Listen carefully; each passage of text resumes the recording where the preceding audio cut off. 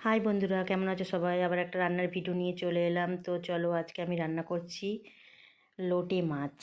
লোটে মাছের কষা। তো দেখো, আমি প্রথমে তেলে কালো জিরেটা ফোড়ন দিয়ে দিলাম, তারপরে পেঁয়াজ কুচি ভেজে নিলাম। পেঁয়াজ কুচি একটু লাল লাল করে ভেজে নিয়ে তারপরে আমি দিয়ে দেবো আদা, রসুন, পেঁয়াজ, লঙ্কা, টমেটো সব আমি পেস্ট করে নিয়েছি। তো সব পেস্টটা আমি দিয়ে দিলাম।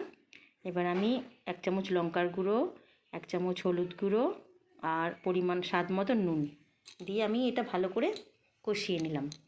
যতক্ষণ তেল না বেরিয়ে যায় ততক্ষণ মানে কষিয়েই যাব, কেন লোটে মাছে তো জল পড়বে না, কেন লোটে মাছ থেকে এমনি জল বেরিয়ে যায়। তো এর মধ্যে কোনো জলই পড়বে না। তো চলো, কষানো দেখো তেল বেরিয়ে গেছে। আমি এবার লোটে মাছগুলো ঝুড়িতে রাখা ছিল, এবার দিয়ে দিলাম। লোটে মাছগুলো দিয়ে নেড়ে চেড়ে নিয়ে একটু হালকা আমি ঢেকে দেবো। মাছটা যাতে সুন্দর করে একটু সেদ্ধ হয়ে যায়। এই মাছটা এমনিতেই সেদ্ধ হয়, না ডাকলেও হয়, তবুও আমি একটুখানি ঢেকে দেবো, কেন জল দেবো না। তো তো চলো, আমি এবার একটুখানি ঢেকে দিই। ঢেকে দিয়ে তো দেখো, একটু ঢেকে দিলাম। দেখো একটু জল বেরিয়ে গেছে, দেখেছো? হালকা জল বেরিয়ে গেছে। তো চলো, আমি এবার একটু উল্টে দিই।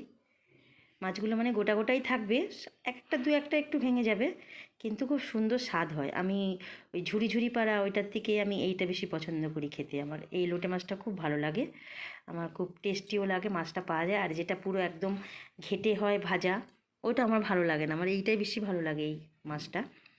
তবে দেখো, এবার আমি ধনেপাতা দেবো, দিয়ে ব্যাস এবার একটু ফুটিয়ে নিয়ে নামিয়ে নেবো। এটা মানে পাতুরির মতনও হয়, কিন্তু পাতা ছাড়া পাতুরি এটা কড়াইতে। খুব সুন্দর লাগে। তো চলো, হয়ে গেছে আমার লোটে মাছ। তো দেখো কত সুন্দর হয়েছে। তো ভিডিওটা ভালো লাগলে লাইক কমেন্ট শেয়ার করে দিও। Tata, bye bye.